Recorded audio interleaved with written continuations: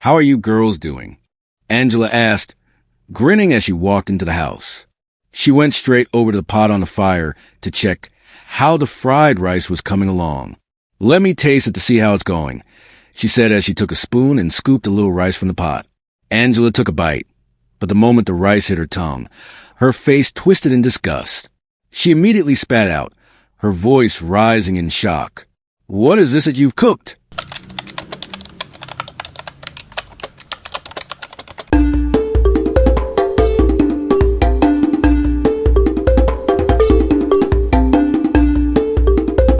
The big day finally arrived. It was a bright Saturday morning, and Praise, the birthday celebrant, was excited.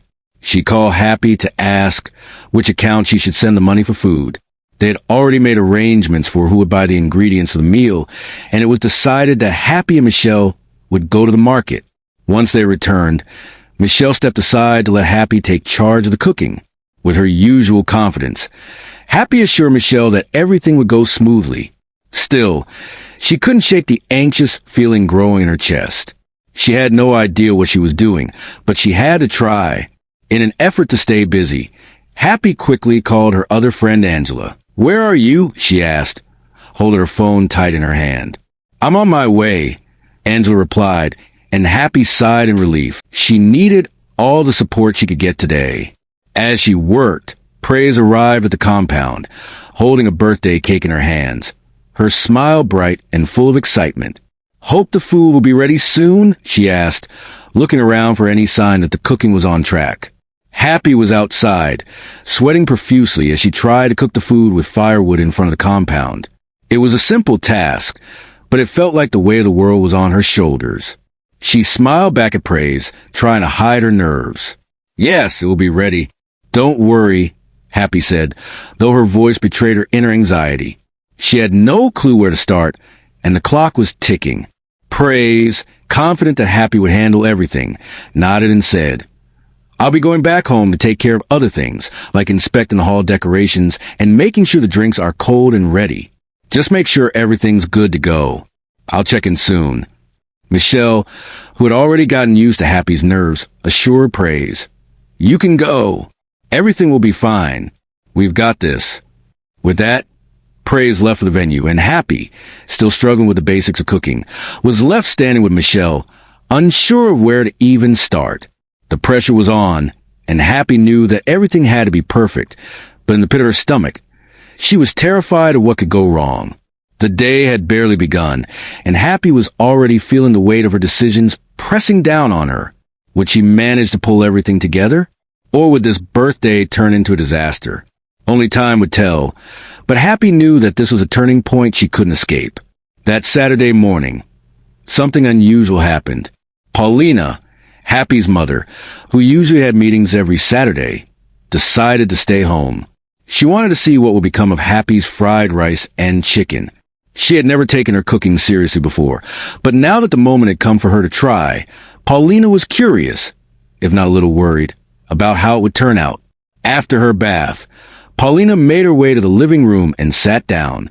She looked out the window, watching as Happy worked tirelessly outside, struggling with the firewood and the pots. It was clear to Paulina that Happy had never really taken an interest in cooking before, and that made her more curious about how her daughter was handling the situation. Paulina knew this was a big test for Happy. She could see the anxiety in her daughter's eyes earlier, but Happy had kept up appearances, putting on a brave face in front of her friends. Yet, Paulina knew that when the pressure was on, Happy's usual charm and beauty would not be enough to pull off a successful meal. She watched as Happy fumbled with the fire and tried to prepare the ingredients. It wasn't just about cooking a meal anymore. It was about Happy learning to face challenges she'd been avoiding for years. The old routine of ignoring the kitchen and relying on her beauty had to change now. This was real life, and cooking for her friends was no longer a game. Paulina couldn't help but feel a mix of concern and curiosity. Would Happy manage to cook the fried rice and chicken? Would this be a moment of growth for her, or would it end in disaster? Only time would tell. But one thing was for sure. Paulina was going to witness it all unfold. As the morning wore on, Clara, Happy's younger sister, who worked as a salesgirl, stayed home since it was the weekend. Annabelle, who was in SS3, was also glad that the school break had coincided with the big day. It seemed like everything had aligned perfectly, or maybe it was fate. They were all going to be witnesses to Happy's cooking experiment. Madame Paulina, sensing the tension in the house and wanting to keep the atmosphere light, called Clara and Annabelle into the living room. "Bring the Ludo game," she said. "Let's play and relax a bit." The sisters agreed, eager for a distraction from the brewing tension outside, and brought the board game to the living room. They set it up and began to play, the laughter from the game slowly filling the room. But as they played, their eyes would often drift to the window, where they could see Happy outside, still struggle with the fire and try and prepare the ingredients. Clara, never one to hold back her opinions, smirked and glanced at Annabelle. "Let's see the fried rice she's going to cook today," she said with a playful chuckle. "I wonder if it will even turn out edible." Annabelle nodded, equally curious.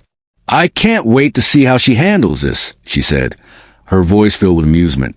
She's always been too busy with her beauty to bother learning how to cook, and now she's trying to make an entire meal for her friend's birthday. Madame Paulina, who had been quietly observing her daughters, couldn't help but smile at the banter. She too had her doubts about how this would turn out, but for now, she was content to let Happy face the consequences of her actions, hoping that this challenge would teach her the importance of being self-sufficient. As the game continued, the sisters laughed and teased each other, but their eyes remained on Happy, who was in the yard, trying to manage the fire and pots. The entire household was now waiting for the moment of truth. Could Happy pull off the birthday meal, or would it end in disaster? No one knew for sure, but one thing was clear. This would be a day to remember, no matter how it turned out. Happy stood by the large pot on the fire, her heart racing. The water had boiled, and she had no idea what to do next. She stared at the steaming pot, unsure of the next step in cooking the rice. In a moment of panic, she grabbed the rice and poured it straight into the boiling water, not bothering to wash it first. She didn't know what else to do. She was overwhelmed with the task at hand. Without wasting any more time, Happy started adding everything she had. She tossed in tomatoes, fresh pepper, and groundnut oil, hoping it would all work out. She didn't even think about the order of things. She grabbed the packs of Maggi and Star seasoning that they had bought at the market with Michelle, ripping them open and dumping them into the pot. Everything was in the pot together. Rice, spices, oil, and vegetables, mixed haphazardly as Happy stirred it all together. She was lost in the process, trying to stay calm, but it was clear that she didn't know the proper steps. The rice was bubbling away, but Happy wasn't sure if it was even cooking right. She didn't know how to apply each ingredient one by one, or what the right method was. All she knew was that she needed to make it work somehow. The truth was, while Michelle had helped her pick out the right ingredients at the market, she hadn't been there to show her how to actually cook. Michelle hadn't explained the cooking steps. She had simply helped her gather what she thought she needed for fried rice and chicken. Now, Happy was left to figure it all out on her own, and the confusion was overwhelming. As Happy stirred the pot with shaky hands, the fear of failure crept in. What if she ruined everything? What if the meal turned out completely wrong, and the birthday party was a disaster? But there was no turning back now. She had already started, and the pressure was mounting with every passing minute. Michelle, oblivious to how Happy was actually cooking the food, had no idea that the rice hadn't been washed or that Happy had added all the ingredients in the wrong order. All she knew was that she had helped her friend pick out the right ingredients at the market and trusted that Happy would cook the food well. Michelle was confident that the meal would turn out fine. As Happy continued to cook, the door opened, and Angela arrived with excitement, holding a gift wrapped in pretty paper. She was eager to see her friends and to give praise the birthday gift she had carefully chosen, an elegant bottle of perfume. "How are you girls doing?" Angela asked, grinning as she walked into the house. She went straight over to the pot on the fire to check how the fried rice was coming along. "Let me taste it to see how it's going," she said as she took a spoon and scooped a little rice from the pot. Angela took a bite, but the moment the rice hit her tongue, her face twisted in disgust. She immediately spat out, her voice rising in shock. "What is this that you've cooked?" she shouted, her tone filled with surprise and disbelief. The sound of Angela's loud outburst carried throughout the compound. It was so loud that Madame Paulina and Happy's siblings, Clara and Annabel, came running out of the house to see what was going on. Madame Paulina, who had been waiting to see how the cooking would turn out, looked at Clara and said, "Go and check what's going on outside." Clara hurried outside, and when she saw what was happening, she couldn't hold back her laughter. Angela was still complaining about the food, her face wrinkled in horror. Clara immediately ran back inside, calling for her mother and Annabel. "Come out here, Mummy Annabel," Clara shouted, her voice filled with amusement. Annabel, who had been telling Happy to change her ways and learn how to cook for so long, burst out laughing as soon as she saw the scene outside. "Look at what she has done," she teased, her laughter echoing through the house. Madame Paulina, who had been waiting for this moment, couldn't contain her laughter either. "You see the shame you've brought upon yourself," she said, pointing at Happy with a smirk on her face. She was both relieved and amused to see that Happy's lack of cooking skills had caught up with her. "This is what happens when you refuse to learn," she added, still laughing. Happy, overwhelmed with embarrassment, couldn't take the teasing any longer. She felt the tears well up in her eyes as she sat down on a chair beside the table. Her face flushed with shame, and she started crying quietly, completely mortified by what had just happened. Clara continued to laugh, unable to control herself. Annabel joined in, teasing Happy even more. Madame Paulina, though still laughing, couldn't help but feel a sense of vindication. Happy had brought this upon herself, and now she was facing the consequences. The sound of laughter filled the house, and Happy's tears flowed. She had thought she could rely on her beauty and charm to get through life without ever having to learn to cook. But now, on the day of her friend's birthday, it was clear she had failed miserably, and everyone knew it. The birthday celebration was supposed to be a fun-filled event, but as the DJ's music played and everyone enjoyed themselves, the mood soon began to shift. The party was in full swing, with guests dancing and others chatting while sipping their drinks. It was an exciting time, but everything began to fall apart when it was time to serve the food. Happy, despite all her struggles in the kitchen earlier, had finally helped serve the fried rice and chicken to the guests. But as everyone took a bite, confusion and disappointment spread across the room. The rice had no salt and tasted bland, while the chicken wasn't even fried. It was just barely cooked. The taste was horrible, and it didn't take long for the complaints to start. "Who cooked this food?" one of Praise's guests asked, her face twisted in anger as she grabbed her bag, preparing to leave. "I can't eat this." Another guest, disgusted, spat out the rice and said, "God, for this? This is rubbish." Her voice was sharp with disbelief. Slowly, one by one, the guests began to complain, their voices growing louder as more and more people realized the food was completely unappetizing. One by one, they got up, gathered their things, and left the party, leaving Praise, Angela, Michelle, and Happy standing alone in the hall. What was supposed to be a day of joy and celebration had turned into a day of embarrassment and sadness for Praise. The food was a disaster, and it had ruined her birthday.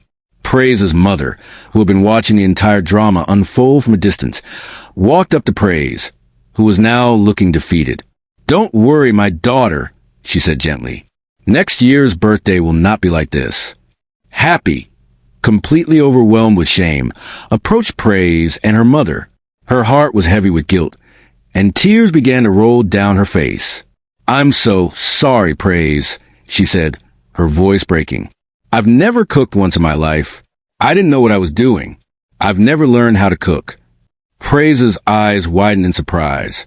"I allowed you to cook my birthday food?" she asked, feeling a mix of shock and disbelief. Instantly, she felt bad. Seeing Happy in tears made her realize that this was more than just a mistake. It was a moment of growth for her friend. Her mother, seeing the situation, walked over and placed a comforting hand on Happy's shoulder. "It's okay," she said kindly. "Anyone can make a mistake." Michelle and Angela, who had been watching the whole ordeal unfold, felt a sense of pity for Happy. They knew she was struggling with the situation. They had seen her trying so hard, even though she wasn't equipped to handle it. Happy wiped her tears, but her face remained full of shame. Praise's mother turned to her and spoke softly. "Stop crying, dear. You need to go home and learn how to cook. No man in his right mind would love a woman who doesn't know how to cook, no matter how beautiful she is. Happy nodded silently, still wiping the tears from her eyes. I will, Ma, she whispered, knowing that she had a lot to learn if she wanted to be more than just her looks. It was time to change, to face her fears and become the person she had been running from. With one final glance of praise, who gave her a reassuring smile, Happy walked out the hall, determined to make a change. She knew it wouldn't be easy, but for the first time, she was ready to face her responsibility and learn how to cook. The embarrassment she felt today would serve as a lesson for her future. Next time, she will be ready. Despite the embarrassment and the lessons that should have followed the disastrous birthday meal, Happy couldn't seem to learn from her mistake. Instead of taking her mother's advice seriously and using the experience as a turning point, she ignored it. She chose to go back to her old ways, fixing her nails, getting her hair done, and staring at herself in the mirror. It was as if nothing had happened. The reality of what occurred at the birthday party seemed to slip from her mind, and she slipped back into her familiar, carefree world of beauty and superficiality. Whoa, that's an interesting one. Hope you're enjoying the story. To me, the story is getting hotter. If you think the same, kindly drop your opinion in the comment section below. Don't forget to give the video a thumbs up by clicking on the like button. And don't forget to share and also subscribe to stay tuned for the part 3 of this interesting story. If you want to follow the story to the end, kindly put in the comment section saying next part. See you in the next part. Stay blessed.